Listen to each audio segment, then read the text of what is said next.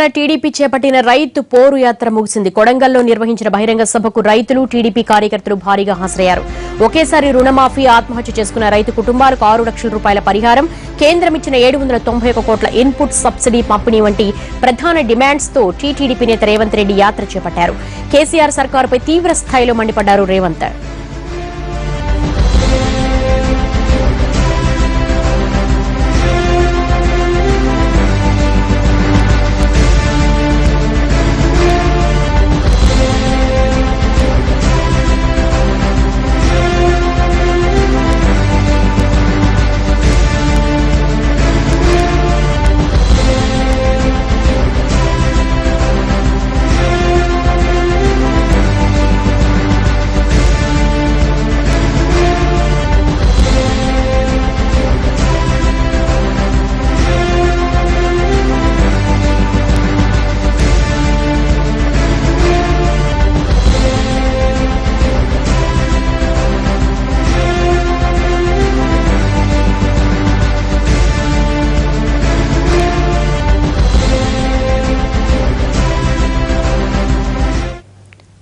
రెండున్నరేళ్ల TRS పాలనలో రైతుల పరిస్థితి దయనీయంగా ఉందన్నారు రేవంత్ రెడ్డి. కేసీఆర్ అధికారం చేపట్టాక రైతుల బతుకుల్లో ఎలాంటి మార్పు రాలేదన్నారాయన.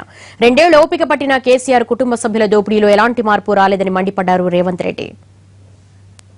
రైతుల బతుకులు ఎట్లున్నాయో 2.5 సంవత్సరాల తరువాత, మొదట్లో ప్రభుత్వం వచ్చినప్పుడు, ఇప్పుడే ప్రభుత్వం వచ్చింది, మాకు అధికారులను ఇయ్యలేదు, పరిపాలన ఎట్లా చేయాలన్నాడు.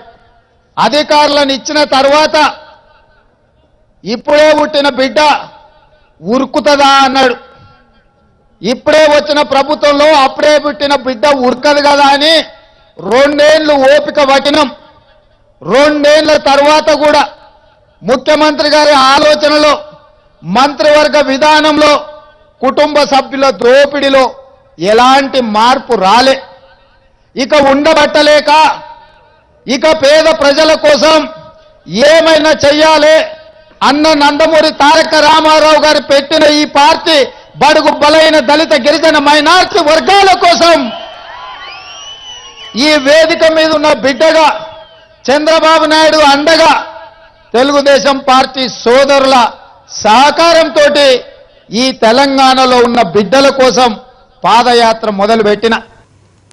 అధికారంలోకి వచ్చి 2.5 ఏళ్లవుతున్న ప్రభుత్వం పూర్తి స్థాయిలో రుణమాఫీ జరగలేదని మండిపడ్డారు Revanth Reddy. Water grid, mission కాకతీయలో భారీ అక్రమాలు జరిగాయని, వాటిలో వాటాలు అడగడం లేదన్నారు రేవంత్ రెడ్డి. తాను సీఎం సీటు అడగడం లేదని, బతుకమ్మ బడ్జెట్లో భాగం అడగలేదని, రైతు రుణమాఫీ చేస్తామన్నారు, దాని గురించి ప్రశ్నిస్తున్నాను అన్నారు రేవంత్ రెడ్డి. వాటర్ గ్రిడ్ లో వాటాలు అడగలే, వారి మిషన్ కాకతీయలో కమిషన్లు అడగలే, వారి బతుకమ్మ వాళ్ళ బిడ్డకిచ్చిన బడ్జెట్ లో నేను భాగం అడగలే. ముఖ్యమంత్రి గారు కుర్చీలో 2 ఏళ్లు కూర్చుంటా అని కూడా నేను అనలే. ఏం అడిగిన ఈ రాష్ట్ర ముఖ్యమంత్రి నేను 100 నియోజకవర్గాలలో 100 సమావేశాలు పెట్టి మీరు 1,00,000 రూపాయల రైతు రుణమాఫీ చేస్తా అన్నారు. గా రుణమాఫీ 2.5 సంవత్సరాలైంది, ఈనాటి వరకు రుణమాఫీ జరగలేదు. పేదోడి పాస్బుక్లు బ్యాంకులో ఉన్నాయి, వాడి నెత్తి మీద అప్పు ఉన్నది. మహానుభావ, ఆ రైతులను కాపాడు అని అడిగిన నేను. నకిలీ విత్తనాలతో రైతులు భారీగా నష్టపోయారు అన్నారు టీడీపీ నేత రేవంత్ రెడ్డి. నకిలీ విత్తనాల తయారీ, అమ్మకందారులపై పీడీ యాక్ట్ కింద కేసులు పెట్టాలని డిమాండ్ చేశారు. అక్రమార్కుల ఆస్తులు జప్తు చేసి కోట్లు నష్టపోయిన రైతులకు ఇవ్వాలన్నారు రేవంత్ రెడ్డి. మిషన్ కాకతీయ పేరు చెప్పి అల్లుడికి 25 కోట్ల రూపాయలు అప్పనంగా ఇచ్చారని రేవంత్ రెడ్డి మండిపడ్డారు. పత్తి నకిలీ విత్తనాల వల్ల 600 కోట్ల రూపాయల నష్టం రైతులకు వస్తే, ఆ నకిలీ విత్తన కంపెనీల మీద పీడీ యాక్ట్ పెట్టి 1000 కోట్ల రూపాయల ఆస్తులు సంపాదించుకున్న నకిలీ విత్తన కంపెనీల ఆస్తులను జప్తు చేసి ప్రతి పేదోడికి ఎకరాకు 40,000 రూపాయల నష్టపరిహారం ఇవ్వాలని అడిగిన నేను. ఇది తప్ప?